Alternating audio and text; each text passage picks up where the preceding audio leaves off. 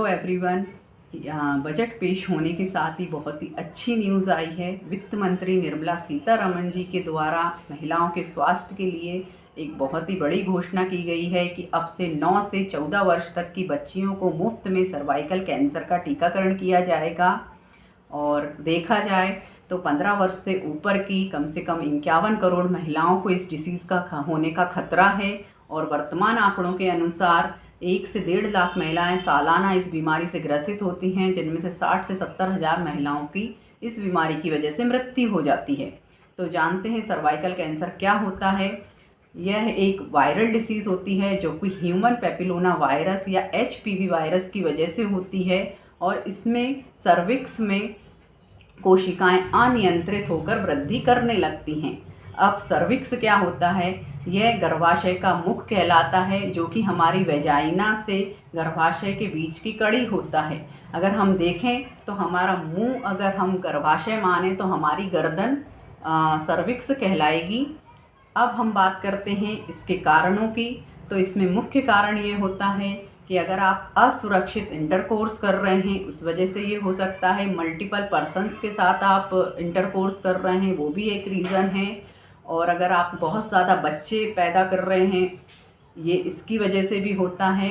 और HIV virus की वजह से अगर आप पहले से ग्रसित हैं, उसमें इसके होने का खतरा ज़्यादा होता है। अगर आपका इम्यून सिस्टम कमज़ोर है, वो भी इसके लिए ज़िम्मेदार है। और अगर आप स्मोकिंग वगैरह करते हैं, किसी भी प्रकार का टोबैको आप ले रहे हैं, तब भी आपको इसके होने का खतरा ज़्यादा है। अब बात करते हैं कि इसमें लक्षण क्या क्या होते हैं। तो इसमें सबसे पहला लक्षण यही है कि अगर आप पीरियड्स आपके अनियमित हैं तो आपको हो सकता है ये चीज़ें। इसके अलावा अगर आप मोनोपोज हो गया है तब भी ब्लीडिंग हो रही है, यूरिन पास कर रहे हैं उसके साथ भी ब्लीडिंग हो रही है, और अगर आपके पीरियड साफ़ हो गए हैं उसके बाद भी ब्लीडिंग होती है, तब भी इसके होने का खतरा है। इसके अलावा वाइट डिस्चार्ज आपको बहुत ज़्यादा मात्रा में होने लग गया है, या उसका कलर येलोइश ग्रीनिश या फिर बदबू आ रही है उसमें से, तब भी आपको इस बीमारी के होने का खतरा है।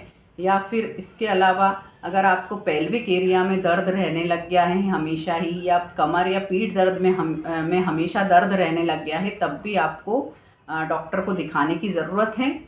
अब हम ये बात करेंगे कि इसमें ये वैक्सीन किस प्रकार से कारगर होती है। तो यह एक वायरल डिसीज़ है, जैसे कि कोरोना की वैक्सीन बनाई गई और उसमें रोग प्रतिरोधक क्षमता बढ़ती है वैक्सीन से, उसी प्रकार से जब ये वैक्सीन हम महिलाओं को दी जाएगी तो उससे उनके शरीर में रोग प्रतिरोधक क्षमता बढ़ेगी इस बीमारी से लड़ने के लिए। और हमारे देश में जो बनाएगी वो सीरम इंस्टीट्यूट ऑफ इंडिया ये वैक्सीन बनाएगी, जो कि इसके 4 वेरिएंट्स पर काम करेगी, तो जो कि कैंसर के लिए ज़िम्मेदार होते होंगे, उन वेरिएंट्स पर काम करेगी वो वैक्सीन। अब हम बात करते हैं कि इनसे बचा कैसा जाए। तो मैंने वही कि पहले जो लक्षण बताए हैं उस पर ही आप काम करें तो इस चीज़ से बच सकते हैं।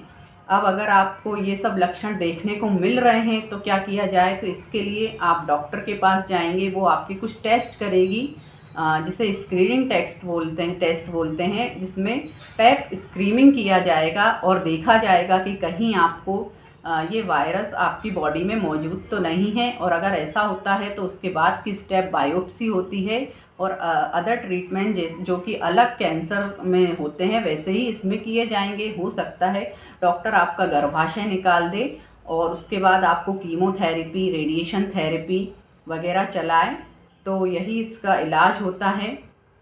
और इसके अलावा अगर हम बात करें कि इसके फैलने के लिए क्या ज़िम्मेदार है, तो कुछ लोग अगर हम ऐसी बातें करेंगे कि इंटरकोर्स की वजह से हो रहा है, मल्टीपल इंटरकोर्स कर रहे हैं इसकी वजह से, तो मानेंगे कि आजकल आधुनिकता का ज़माना हो गया है, ज़्यादा लोग फ्रैंक हो गए हैं, मिलने जुलने लग गए हैं। तो ऐसा नहीं है, ये चीज़ कोई आज की तो है नहीं।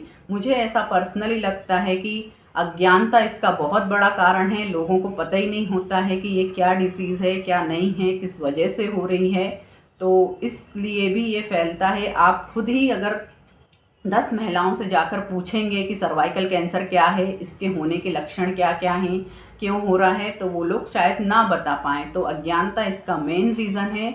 तो कोशिश कीजिए इसको ज़्यादा से ज़्यादा लोगों में जागरूकता फैलाएं और इस बारे में बताएं कि मुफ्त वैक्सीन चालू हो गई है, अब देश में चालू हो जाएगी। तो जिनकी भी 9 से 14 वर्ष की बच्चियां हैं, आस पड़ोस में हैं, घर में हैं, रिश्तेदारों में हैं, तो उनको ज़रूर से बताएं कि जाइए और इनका टीकाकरण करवाइए, जो कि भविष्य की पीढ़ी के लिए बहुत ज़्यादा लाभकारी हो सकती है। अब बात ये आती है कि क्या 15 वर्ष से ऊपर की महिलाओं को भी टीकाकरण उपलब्ध है? तो जी हाँ, है ऐसा, लेकिन वो बहुत महंगा होने की वजह से हर कोई उसे अफोर्ड नहीं कर पाएगा। 15 वर्ष की ऊपर 15 से 45 वर्ष की महिलाओं के लिए जो टीकाकरण है वो पेड टीकाकरण होगा और उसका जो खर्चा आएगा वो 10 से 12 हज़ार तक भी